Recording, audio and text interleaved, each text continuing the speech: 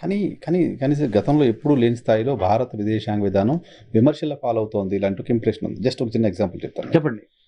పహల్గామ్ తర్వాత మనం పాకిస్తాన్ పైన అటాక్ చేసినప్పుడు పాకిస్తాన్కి మద్దతుగా ఓపెన్గా టర్కీ లాంటి దేశాలు మరికొన్ని దేశాలు ఓపెన్గా వచ్చి వాళ్ళ డ్రోన్స్ని పంపించి ఫైట్ చేశాయి ఇండియా పైన, రైట్? బట్ భారతదేశానికి ఈరోజు 2014కు ముందు శ్రీలంక పెద్ద శత్రు దేశం కాదు, నేపాల్ పెద్ద శత్రు దేశం కాదు, భూటాన్ పెద్ద శత్రు దేశం కాదు, ఈవెన్ బంగ్లాదేశ్ పెద్ద శత్రు దేశం కాదు. ఆ రోజు నాకు ఎలక్షన్ క్యాంపెయిన్లో మోడీ గారు చెప్పింది గుర్తుంది. పక్కనే ఉన్న భూటాన్ కూడా మనల్ని బెదిరిస్తుంది, ఇటువంటి విదేశాంగ పాలసీ ఉంది మనకి అని. బంగ్లాదేశ్ మనకు చరిత్రలో మొదటిసారి శత్రువు అయిపోయింది, నేపాల్ మొదటిసారి చరిత్రలో శత్రువు అయిపోయింది, శ్రీలంక మొదటిసారి చరిత్రలో శత్రువు అయిపోయింది. ఇది ఫారిన్ పాలసీ సక్సెస్ఫుల్గా రన్ అవుతుందని అనుకోవడానికి ఎలా ఆస్కారం ఉంటుంది? Very good. I'm so glad. చాలా మంచి ప్రశ్న వేశారు మీరు. జనరల్గా ఈ ప్రశ్నలు కొద్దిగా లోతుగా చదివే వాళ్ళు తప్పితే ఎవరు అడగరు. మీరు అడిగినందుకు నాకు ఐఎమ్ వెరీ గ్లాడ్. నేను ఆన్సర్ చేస్తాను ఇప్పుడు మీ ప్రశ్నలు. మీరేమన్నారు?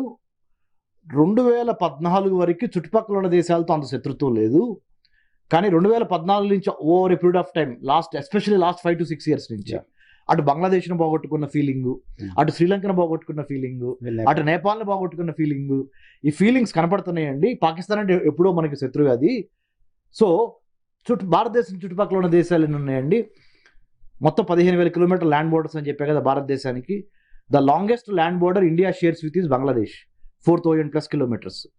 మీ ఉద్దేశం ఏంటంటే, ఇప్పుడు మీరు అడిగిన ప్రశ్న ఏంటంటే, రమేష్ గారు బంగ్లాదేశ్తో మనకి ఎప్పుడు పంచాయతీ లేదు కదా మొన్నటి వరకు, ఈ మధ్య గత 4-5 ఏళ్లలో పంచాయతీ ఎక్కువైపోయింది, అది మన భారతదేశ విదేశాంగ విధానానికి అది ఒక ఛాలెంజ్గా కూర్చుంది.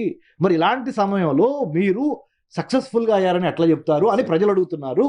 ప్రజల యొక్క నాడిని నేను మిమ్మల్ని అడుగుతున్నారు, మీరు అడుగుతున్నారు నన్ను కదా. చెప్తాను. టెర్రరిస్ట్ పరిభాషలో 99 అటాక్స్ సక్సెస్ అవ్వు, ఒక్క అటాకే సక్సెస్ అవుద్ది. 99 సార్లు పోలీసులు ఆపేస్తారు అటాక్ కాకుండా టెర్రరిస్టులని, అవి కౌంట్లోకి రావు. వికెట్ కీపింగ్ రోల్ ఉంది చూడండి, అంతే.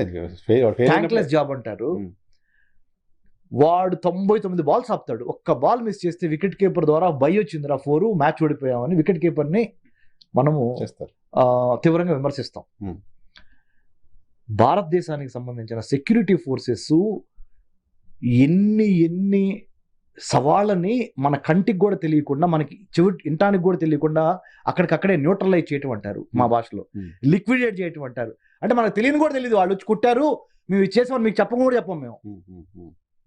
ఏదన్నా పొరపాటున లీక్ అయి మీ దృష్టికి రావటమే. కానీ what I'm trying to say is, యుద్ధ రీతి, యుద్ధ నీతి 2010 నుంచి బాగా మారుతా వచ్చింది. 2014 అనే మాట ఎందుకు వాడానంటే, it's not because of Modi గారు, it's not because of the current government, NDA గురించి మాట్లాడుతున్నా నేను. 2013-14 నుంచి ప్రపంచంలో ఒక టెక్టానిక్ షిఫ్ట్ అంటారు ఇంగ్లీష్లో, తెలుగులో ఏమంటారంటే ఖండాలు కదిపే కుదుపు. అదేంటంటే బెల్ట్ అండ్ రోడ్ ఇనిషియేటివ్ అని షీ జిన్పింగ్ ఆఫ్ చైనా 2013లో ఒక పాలసీ తీసుకొచ్చాడు. దాన్ని ఏమంటారు తెలుసా సార్? డెట్ ట్రాప్ డిప్లొమసీ అంటారు. డబ్బులు ఇచ్చి నేను కొనేస్తా, నేను కొన్న విషయం కూడా నీకు తెలీదు. ఆ విషయం దాన్ని ఒక పాలసీగా చేశారు ఎవరు? చైనా వాడు. బ్రిటిష్ వాడు ఏం చేశాడు? భయపెట్టి నీ దగ్గరకు వచ్చి ఫిజికల్గా ఆక్యుపై చేశాడు నిన్ను. కొలోనియలిజం అంటారు దాన్ని. చైనా వాడు ఏం చేశాడు తెలుసా? Neo colonialism. అమెరికా వాడు కూడా అదే చేస్తున్నాడు, చైనా వాడు అదే చేస్తున్నారు. అంటే వాడు దేశంలోనే ఉంటాడు. మీరు ఏం తింటున్నారు, ఏం కట్టుకుంటున్నారు, ఏ బట్టలు కట్టుకుంటున్నారు, ఎలా ఉన్నారు, మీ డబ్బులు ఎక్కడి నుంచి వస్తున్నాయి, మీ వ్యాపారాలు మొత్తం మనం ఈ ఫోన్ ద్వారా ఈ డేటాని కలెక్ట్ చేసి, డేటాని మైనింగ్ చేసి, డేటాని అనలైజ్ చేసి, డేటాని విజువలైజ్ చేసి, డేటా సావర్నిటీ, ఈ డేటా మీద సార్వభౌమాధికారం మనకు ఉండాలి. కానీ ఈ సార్వభౌమాధికారాన్ని డేటా సెంటర్స్ మనం వేరే దేశాల్లో పెడతాం మూలన దీనికి సంబంధించిన దాని మీద వాళ్ళు ఆధిపత్యం సంపాదించి, మనం తీసుకునే ప్రతి డెసిషన్ మనకు తెలియకుండా ఏఐ ప్రిడిక్టివ్ ఇంటెలిజెన్స్ వాడి మనం ఏం చేస్తున్నాం ప్రతిదీ గమనిస్తా అలాంటి పనులు చేపిస్తున్నారు మన చేత. అందుకనే 2014 నుంచి యుద్ధ నీతి మారిందని ఎందుకు చెబుతున్నానంటే, బంగ్లాదేశ్లో జరగటానికి కారణము, జరిపించడానికి కారణము డొనాల్డ్ ట్రంప్ లాంటి ప్రెసిడెంట్, జో బైడెన్ లాంటి ప్రెసిడెంట్ ఇండియా మీద కక్ష కట్టి బంగ్లాదేశ్లో స్క్రూ పెట్టి స్క్రూ పెట్టి తిప్పుతా, అటు చైనా వాడు కూడా బంగ్లాదేశ్లో స్క్రూ పెట్టి తిప్పుతా, వీళ్ళిద్దరు కొట్టుకుంటున్నారు అమెరికా చైనా. మధ్యలో మనం ఉన్నాం. వీడికి చాలా ప్రాబ్లమ్స్ ఉన్నాయి, చైనా వాడికి, అమెరికా వాడికి చాలా ప్రాబ్లమ్స్ ఉన్నాయి.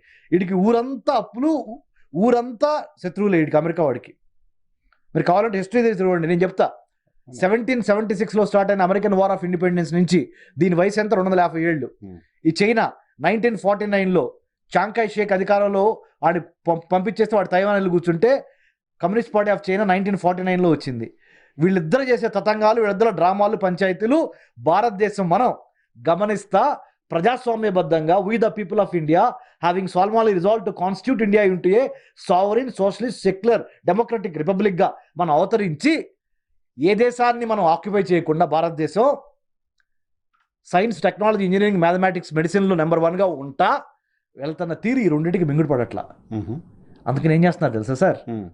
మీరు అన్నారే మీ ప్రశ్న, ఇండియా చుట్టుపక్కల ఉన్న దేశాలని కొడతం ద్వారా వాళ్ళ వ్యవహారాల్లో వాళ్ళు తలకాయ పెట్టి భారతదేశానికి సంబంధించిన వ్యతిరేకతకి డబ్బులు ఇస్తా, ఐడియాలజికల్ సోర్సెస్ పెట్టి, ఆర్మ్స్ ఎమ్యునేషన్ ఇచ్చి వాళ్ళ వ్యాపారానికి సంబంధించిన ఆర్మ్స్ ఎమ్యునేషన్ అమ్ముకోవడానికి మార్కెట్లుగా మార్చడానికి అమెరికా వాడి స్ట్రాటజీ. ఈ చైనా వాడు డబ్బులు ఇచ్చి నాకేమొద్దు, నేను మీ దేశంలో ఏం చేయను బ్రిటిష్ వాళ్ళలాగా, ఓన్లీ పోర్ట్లు, ఎయిర్పోర్ట్లు వాడుకునే అవకాశం ఇవ్వండి చాలని చెప్పి శ్రీలంకలో ఉన్న పేదరికాన్ని అడ్డం పెట్టి హ్యామెంతో తప్పొట్టుకొని ఆడ బంగ్లాదేశ్, చిట్టగాంగు అట్లా అంతా కొట్టుకుంటా పాకిస్తాన్ కారకోరం దగ్గర నుంచి సిపెక్, చైనా పాకిస్తాన్ ఎకనామిక్ కారిడార్ దగ్గర నుంచి ఒక్కొక్క దాన్ని కొనుక్కుంటా స్ట్రాటజిక్గా, వ్యూహాత్మకంగా వీడు వెళ్తున్నాడు చైనా వాడు. ఈ రెండింటినీ గమనించలేనంత మూర్ఖులం అయితే మనం కాదు. భారతదేశంలో మనకి 6000 సంవత్సరాల సివిలైజేషన్ పవర్ మంది. What is your counter? Simple.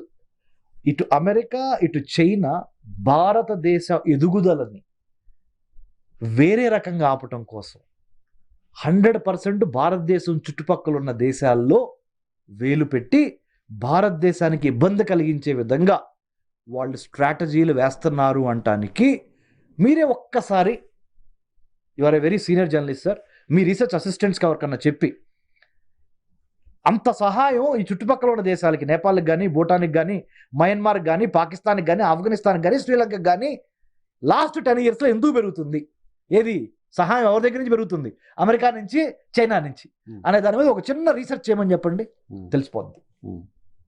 ఇప్పుడు మీకు అర్థమవుతుందా సార్? మీరు అడిగిన ప్రశ్న నా సమాధానం, భారత్ చేసే పనుల మూలాన కాదు మన శత్రుత్వం వస్తుంది. భారత్ని తొక్కటానికి already we have become $4.5 trillion, third largest in terms of economy, right sir? In terms of population number 1, science, technology, engineering, mathematics number 1, English speaking number 1, అన్నిట్లో మించి most talented youth number 1, democratic space number 1. So what is the counter to them? Simple.